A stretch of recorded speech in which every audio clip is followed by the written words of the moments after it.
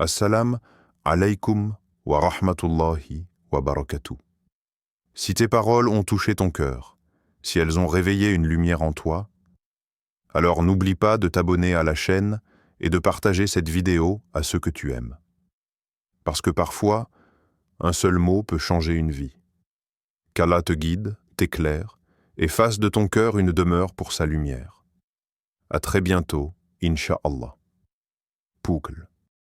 Il y a des rêves qui laissent des traces plus profondes que les blessures de la vie. Pas parce qu'ils font peur, mais parce qu'ils dévoilent quelque chose. Quelque chose qu'on n'avait jamais osé voir. Ce rêve-là, je l'ai fait sans l'attendre. Il n'était ni sombre, ni violent. Il n'y avait ni monstre, ni précipice. Il y avait juste un vide, un silence, un regard invisible. Et pourtant, ce rêve m'a bouleversé plus que toutes mes nuits d'angoisse. Je me suis réveillé avec la sensation que quelqu'un m'avait parlé. Pas avec des mots, pas avec une voix, mais avec une douleur douce, comme une main posée sur mon cœur, trop longtemps abandonné. Et dans ce silence, j'ai compris. Ce rêve n'était pas une peur. C'était un appel, un cri silencieux d'Allah.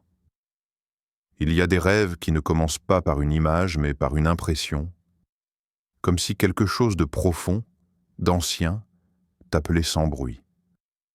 Tu ouvres les yeux, dans le rêve, mais ce ne sont pas vraiment tes yeux, ce sont ceux du dedans. Et tout est étrange, sans l'être. Comme un lieu que tu as oublié, mais que ton âme, elle, n'a jamais cessé de reconnaître. Je marchais. Le sol ne faisait pas de bruit sous mes pas. Le ciel n'avait pas de couleur. Et pourtant, tout était vivant. Mais pas à l'extérieur. À l'intérieur. Il y avait cette sensation, dérangeante et familière, comme si je m'approchais lentement de quelque chose que j'ai toujours su, mais que j'ai toujours fui. Un murmure ancien, un appel silencieux. Tu vois, dans la vie éveillée, on fuit sans cesse. On fuit dans les écrans, dans les mots, dans les promesses. Mais là, dans ce rêve, je ne pouvais rien fuir. Il n'y avait rien à regarder, rien à expliquer, rien à tenir. Juste moi et ce que j'avais toujours tu. As-tu déjà été mis à nu, sans que personne ne t'ait touché? As-tu déjà été mis face à toi-même, sans miroir, sans jugement, juste avec une clarté qui brûle? C'est ce que ce rêve a fait. Il m'a déshabillé de mes habitudes. Il a arraché le bruit, il a suspendu le temps. Et dans ce silence, j'ai entendu. Mais pas avec mes oreilles, non. Elle ne pouvait rien capter. Parce que ce qu'on entend ici, ce n'est pas un son, c'est une vérité. Un rappel qui se glisse non dans les tympans, mais dans les profondeurs de l'être. Un souffle venu d'un monde qu'on a oublié, mais qui ne nous oublie pas. Un frisson qui ne traverse pas la peau, mais l'âme. Et là, j'ai compris. Le silence n'était pas vide. Il n'était pas absence. Il était présence. Majestueuse, silencieuse, insondable. Et nous sommes plus près de lui que sa veine jugulaire. Sourate Kaf, verset 16. Je l'avais lu, je l'avais entendu 1000 fois, mais je ne l'avais jamais entendu, pas comme ça, pas avec ce tremblement dans le cœur. Parce que ce rêve ne me disait pas « regarde ». Il me disait « reviens ». Il ne me disait pas « comprends ». Il me disait « ressens ». Il y avait cette sensation étrange que quelqu'un m'écoutait sans que je parle, qu'on me connaissait sans que je me montre, qu'on m'attendait sans me juger. Et alors j'ai su. Ce rêve ne me parlait pas à travers des images, il me parlait dans la langue oubliée de l'âme, une langue sans mots, sans alphabet. Mais qui dit l'essentiel? C'est peut-être cela finalement, la vraie écoute. Ce moment où l'âme perçoit ce que le monde entier ne peut exprimer, où tu sens qu'il y a quelqu'un dans le silence et que ce quelqu'un t'a toujours aimé. Ce rêve n'avait pas besoin de décor, pas besoin de logique. Il suffisait qu'il soit, et moi j'étais là, dépouillé, fragile, mais vivant, vraiment vivant. Car quand l'âme entend, elle s'éveille. Et ce réveil, même s'il ne dure qu'un instant, change tout ce qui vient après. Il flottait dans l'air, suspendu par rien. Ce miroir, lisse, glacial, immobile. Et dans son reflet, ce n'était pas mon visage, ce n'étaient pas mes yeux, pas mon sourire, pas mon image telle que je la connaissais. C'était pire. Je voyais mes gestes, ceux que je répète sans penser, ces prières devenues rituels automatiques, ces Astagfirullah que je lance à la volée pour que ma culpabilité s'endorme. Je voyais mes sourires, pas ceux que je donne par bonté, mais ceux que j'utilise pour éviter d'être confronté. Sourire comme armure, sourire comme mensonge. Je voyais mes silences, mes compromis, mes excès, mes absences, et soudain, quelque chose en moi a craqué, pas de peur, de honte, pas celle que les autres t'infligent, non, celle que tu ressens quand tu réalises que toi, tu sais, depuis longtemps, tu sais ce que tu caches, tu sais ce que tu justifies, tu sais ce que tu es devenu derrière tout ce vernis. Le miroir ne mentait pas, il ne criait pas, il ne punissait pas, il montrait. Et moi, je ne pouvais plus détourner les yeux, parce qu'au fond, je savais. Pourquoi avons-nous aussi peur de nous regarder en face ? Pourquoi est-ce plus facile de fuir, d'accuser, de se distraire, que de s'asseoir avec nos... Peut-être parce que voir clairement, c'est mourir un peu. Mourir à l'image qu'on s'est construite. Mourir à la façade. Et personne ne veut voir s'écrouler ce qu'il a passé sa vie à bâtir, même si ce n'était qu'un mensonge élégant. Mais ce rêve, lui, ne m'a laissé aucun échappatoire. Il m'a pris là où je croyais être protégé, à l'intérieur. Tu sais, il y a des vérités que seul le silence peut te dire. Et ce miroir en était une. Un silence visuel. Un regard qui te dépouille. Il ne disait pas « tu es mauvais ». Il disait « regarde-toi ». Et j'ai regardé. J'ai vu les prières bâclées pour dormir plus tôt. J'ai vu les moments où je parlais de foi, mais où je vivais dans l'orgueil. J'ai vu le Coran posé sur l'étagère, poussiéreux, comme une décoration sacrée oubliée. Et là, un verset s'est gravé dans mon esprit. Pas comme un reproche, comme une évidence. Certes, l'homme est un témoin contre lui-même, quand bien même il présenterait ses excuses. Sourate Al-Qiyamah, verset 14-15. Je suis mon propre témoin. Je suis celui qui sait, celui qui maquille, celui qui invente des excuses assez jolies pour continuer à dormir tranquille. Mais ce miroir ne dormait pas, il veillait. Et dans sa lumière crue, je ne pouvais plus jouer, plus faire semblant, plus attendre. Et c'est là que j'ai compris. Ce rêve n'était pas un tribunal, pas une condamnation, pas une humiliation. C'était une chance. Une chance de m'arrêter, de respirer, de dire « ça suffit ». Une chance de recommencer. Ce miroir, ce n'était pas un mur, c'était une porte. Mais une porte qui ne s'ouvre que si tu acceptes de te regarder sans détourner le regard. Une porte qui ne s'ouvre que quand tu choisis d'être vrai, même si ça fait mal. Car parfois, il faut qu'un rêve vienne t'écorcher pour que tu recommences à guérir. Il faut qu'un miroir te brûle pour que tu retrouves ta lumière. Il était là, assis, recroquevillé dans un coin que personne ne regardait, un enfant, fragile, transparent, comme une larme suspendue, il pleurait, mais personne ne s'arrêtait, pas un regard, pas une main tendue, juste l'écho de ses sanglots qui se perdaient dans le vacarme. Et pourtant, au milieu de cette foule de silhouettes pressées, il y avait quelque chose d'inconnu, un frisson, un lien, un souvenir. Et soudain, j'ai su. Cet enfant, c'était moi. Mais pas le moi d'aujourd'hui, pas celui qui calcule, qui doute, qui joue des rôles.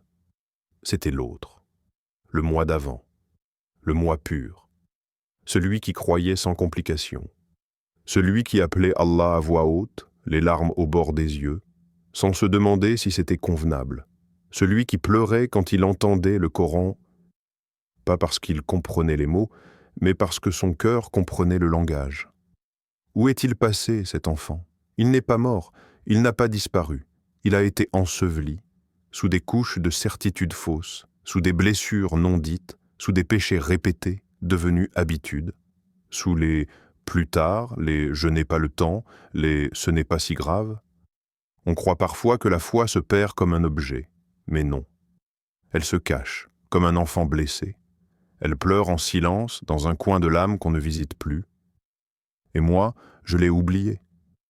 Pas volontairement, mais à force de grandir sans veiller, à force de vivre en extérieur, à force de devenir adulte au point d'étrangler l'innocence. Ne soyez pas comme ceux qui ont oublié Allah, alors il leur a fait oublier leur propre âme. Sourate Al-Hashir, verset 19. Voilà ce que j'étais devenu. Un homme qui avait oublié l'enfant en lui, parce qu'il avait oublié celui qui l'avait créé. J'avais oublié Allah. Et en retour, j'avais oublié qui j'étais. Mais ce rêve était comme un bras invisible. Un bras qui traverse les années, les douleurs, les nuits de doute.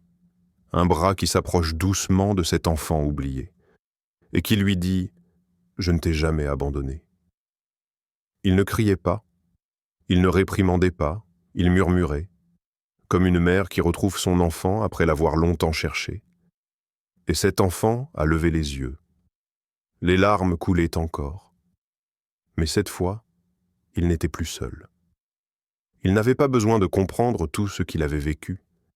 Il n'avait pas besoin de s'excuser, il avait juste besoin d'être reconnu, d'être regardé, d'être aimé à nouveau.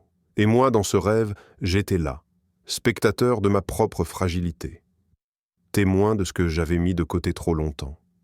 Je voulais le prendre dans mes bras, lui dire « Je suis désolé de t'avoir laissé seul ». Mais avant même que je parle, j'ai compris. Il ne m'en voulait pas. Il n'a jamais cessé d'espérer que je revienne.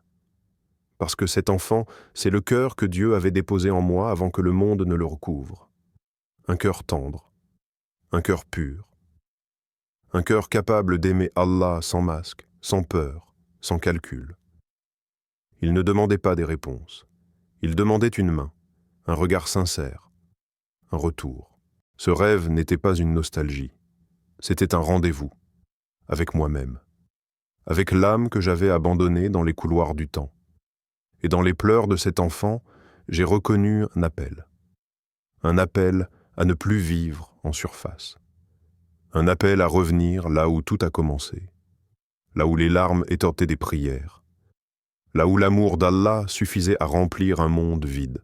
Je marchais dans un désert, mais ce n'était pas un désert comme les autres.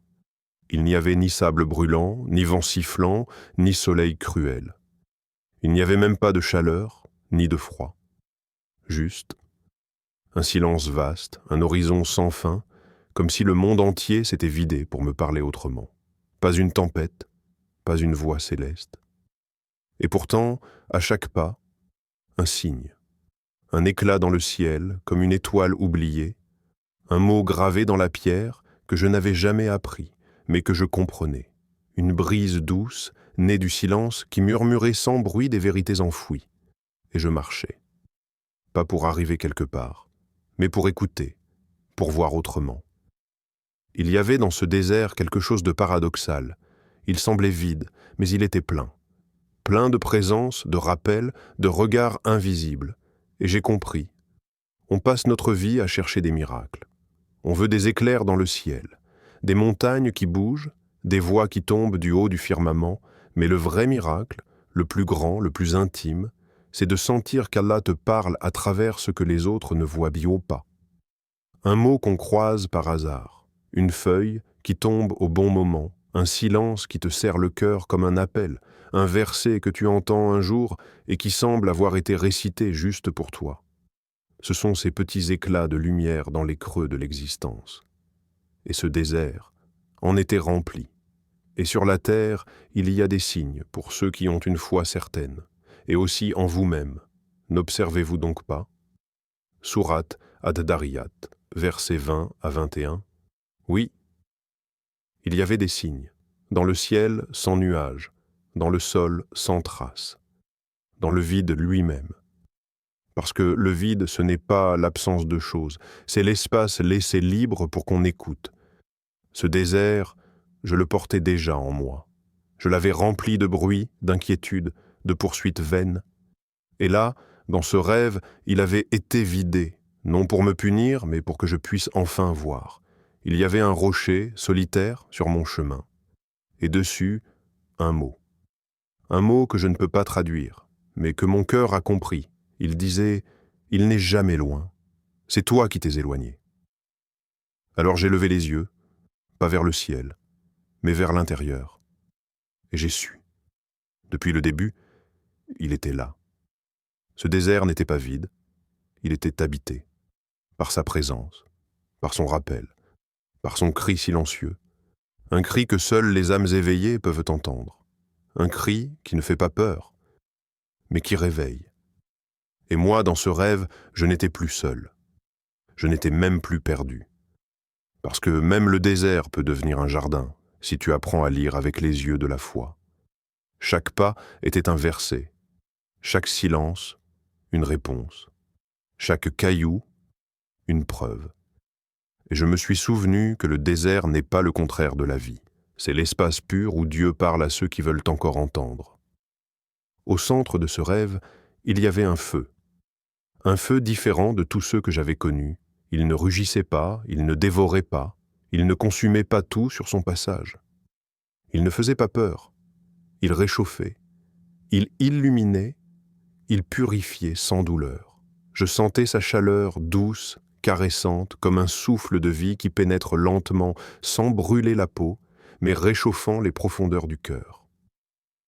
Je me suis approché, lentement, sans crainte. Chaque pas vers ce feu faisait fondre un peu plus mes peurs. Pas les faire disparaître brutalement, non, mais les transformer, les transmuter en une lumière claire, comme si chaque peur devenait une étincelle de compréhension. Ce feu n'était pas le feu des enfers, ni la flamme dévorante de l'angoisse. Il était la vérité nue, sans phare, qui ne cherche pas à blesser, mais à éclairer, à montrer ce que nous refusons de voir, car ce feu est lumière. Une lumière qui éclaire les recoins sombres de notre âme, ces zones que l'on fuit, que l'on cache. Ce feu nous invite à regarder, non pour juger, mais pour guérir. Allah est la lumière des cieux et de la terre. Sourate An-Nur, verset 35. Cette lumière, c'est elle qui éclaire le cœur, la conscience, la foi. Ce rêve était peut-être ce feu, cette lumière qui vient non pas pour brûler, mais pour réchauffer, pour purifier sans détruire. Je me suis tenu près de cette flamme, sentant en moi un apaisement profond. Les ombres de mes doutes se dissipaient, non par magie, mais par la puissance de cette lumière divine. Le feu ne m'a pas éloigné de moi-même, au contraire. Il m'a rappelé à qui je suis vraiment, à ce cœur fragile, à cette âme qui aspire à la paix, qui cherche la clarté. Et dans cette flamme, je sentais une invitation silencieuse. Viens, regarde-toi avec amour. Laisse la lumière transformer ta peur en espoir. Ce feu ne brûle pas, il transforme, il éclaire, il invite. Et j'ai compris que ce feu n'est pas qu'un rêve, c'est un appel à accueillir la lumière d'Allah dans les ténèbres du cœur, à laisser sa lumière réchauffer nos blessures, à laisser sa vérité dissoudre nos peurs. Il n'y avait rien, pas un souffle, pas un son, juste un silence si dense, si lourd, que je pouvais presque le toucher. Dans ce silence, je n'avais jamais autant entendu. Pas les bruits trônés du monde, mais les bruits du cœur, les regrets, ces chaînes invisibles qui entravent l'âme et que l'on traîne sans le vouloir, sans même s'en rendre compte. Les absences, ces moments où nous étions là physiquement, mais où notre esprit et notre foi s'étaient absentés, abandonnant la prière, la méditation, la lumière. Les silences, ces paroles non dites, ces excuses non prononcées, ces pardons que nous n'avons pas demandés, ces mains que nous n'avons pas tendues. Parfois, ce ne sont pas nos péchés flagrants qui pèsent le plus lourd, ce sont nos indifférences, nos cœurs durcis par le temps, nos plus tard qui s'accumulent comme des pierres sur notre poitrine. As-tu déjà senti ce poids, cette pression invisible qui écrase celle d'une prière oubliée, celle d'un repentir repoussé à demain, celle d'un pardon que tu n'as jamais osé demander. Ce poids, il ne hurle pas. Il s'installe doucement. Il s'infiltre dans le creux des nuits silencieuses. Il te rappelle ce que tu as laissé en suspens. Et pourtant, ce poids n'est pas une condamnation. Il est un appel. Un appel qui résonne au fond du silence. Un cri sans bruit, mais avec la force d'un tonnerre. Ô vous qui avez cru, répondez à l'appel d'Allah et du messager lorsqu'il vous appelle à ce qui vous donne la vie. Sourate Al-Anfal, verset 24. Ce rêve était une alarme douce, un signal que je ne pouvais pas ignorer, une invitation silencieuse mais urgente, comme un souffle qui me pousse à sortir de mon immobilité. Je sentais ce poids comme une main sur mon épaule, pas pour me punir, mais pour me réveiller. Le poids des silences, c'est le poids de ce qui aurait pu être, de ce que j'ai laissé en suspens, de ce que j'ai abandonné par paresse, par peur, par ignorance. Ce poids, c'est le miroir des choix que j'ai faits, le reflet des moments où j'ai fermé mon cœur quand j'aurais dû l'ouvrir. Mais il y a aussi dans ce poids une promesse. La promesse que le silence peut être brisé, que le poids peut devenir légèreté, que les chaînes peuvent se défaire. Il suffit d'écouter, d'entendre cet appel intérieur, de répondre à cet appel qui dit « Reviens, change, purifie ». Car la vie ne se trouve pas dans le bruit extérieur, mais dans cette réponse au silence intérieur, dans ce courage de dire « Je ne peux plus fuir ». Ce rêve, ce silence lourd, ce poids invisible, c'était une main tendue, un souffle d'espoir, un cri d'amour discret.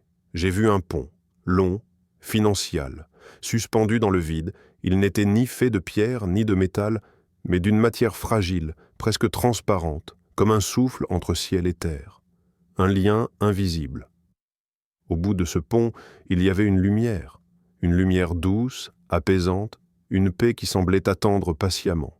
Un jardin, un refuge. Mais mes pieds, ils hésitaient. À chaque pas, le pont semblait vaciller. Le vide en dessous me rappelait tout ce que je craignais, la chute, l'échec, l'abandon. Et c'est là que j'ai compris. Ce pont, ce n'était pas juste un passage physique. C'était le chemin vers Allah, le retour vers celui qui ne nous a jamais quittés. Mais les obstacles n'étaient pas là, devant, en face de moi. Ils étaient en moi. Ma paresse qui me faisait remettre à demain. Mes doutes qui m'aveuglaient. Ma peur viscérale d'être rejeté, de ne pas être assez bon, de ne pas mériter. Ce pont, c'était mon cœur. Et pourtant, au moment où je croyais que tout allait céder, j'ai senti une force douce, une main invisible qui me poussait, mais sans violence, avec miséricorde, avec espoir, un souffle qui disait « Avance, même si tu trembles, avance, même si tes genoux vacillent, je suis là, je ne te laisserai pas tomber. » Et ton Seigneur dit « Invoquez-moi, je vous répondrai. » Sourate Ghafir, verset 60. Cette parole résonnait comme une promesse, une certitude au milieu de l'incertitude. Allah ne veut pas nous voir tomber, il ne cherche pas à nous écraser sous le poids de nos erreurs. Il veut nous voir avancer, pas vite, pas parfaitement, mais avancer. Et parfois, avancer, c'est juste poser un pied devant l'autre, mal assuré, vacillant, mais avec confiance. Ce pont invisible, c'est le chemin du retour, le passage entre la peur et la paix, entre le doute et la foi, entre la solitude et moi, debout sur ce fil fragile. J'ai compris que la miséricorde d'Allah est cette main tendue, ce souffle qui pousse, cette lumière qui attend, que même quand le chemin paraît incertain, même quand l'horizon semble loin, il y a toujours une lumière qui attend, un jardin qui guette, un refuge pour ceux qui osent avancer. Le pont est là, il est invisible, mais il tient. Parce qu'il le tient, je me suis réveillé, le cœur lourd, les yeux humides. Mais l'âme, elle, était plus légère. Ce n'était pas un simple rêve. Non, C'était un rappel, une vérité déguisée en image. Une main tendue dans l'obscurité de la nuit, je pouvais encore sentir le poids des silences, le feu qui ne brûle pas, le pont fragile suspendu au-dessus du vide. Et maintenant que je suis là, éveillé, dans la lumière crue du jour, que vais-je faire? Va-t-il rester un souvenir flou, oublié au fil des heures? Ou vais-je le porter avec moi? Vais-je répondre à cet appel? Vais-je me lever, me battre, purifier ce cœur qui vacille? La question brûle, elle pèse, elle crie doucement mais avec force. Le rappel profite aux croyants. Sourate Al-Dariyat, verset 55. C'est un cadeau, un souffle, une chance. Mais un cadeau qui demande une réponse. Un souffle qui appelle à agir. Une chance qu'on ne doit pas laisser s'échapper. Le réveil n'est pas la fin. Il est le début, le commencement d'un chemin, d'une lutte silencieuse, d'un renouveau. Et même si le cœur tremble, même si les yeux se voilent encore, il faut avancer, parce que ce rêve, ce rappel, c'est un pont entre l'ombre et la lumière. Un cri dans le silence, une promesse tenue, et moi, ici, maintenant, je choisis de ne pas oublier. Les signes sont là, le monde change, l'équilibre bascule, les cœurs s'égarent ou s'éveillent. Ne cherche pas à savoir si Dajjal est déjà là. Demande-toi s'il a déjà pris quelque chose en toi. Ne cherche pas la date de la fin. Demande-toi si tu es prêt à vivre chaque jour comme si c'était le dernier. Les prophéties ne sont pas des histoires. Ce sont des éveils. Et chaque génération est appelée à répondre. Pas par des théories, par la foi, par le courage, par le retour sincère à celui qui sait tout, voit tout, et sauve ceux qui reviennent à lui. Titre: L'IA est-elle vraiment halal? Ce que tu dois savoir en tant que musulman. Introduction. Quand l'homme crée ce qui pense sans âme, et si demain une voix te répondait à tes prières, mais que cette voix n'était pas divine, et si elle te conseillait, t'apaisait, écrivait tes pensées, sans jamais avoir connu la foi?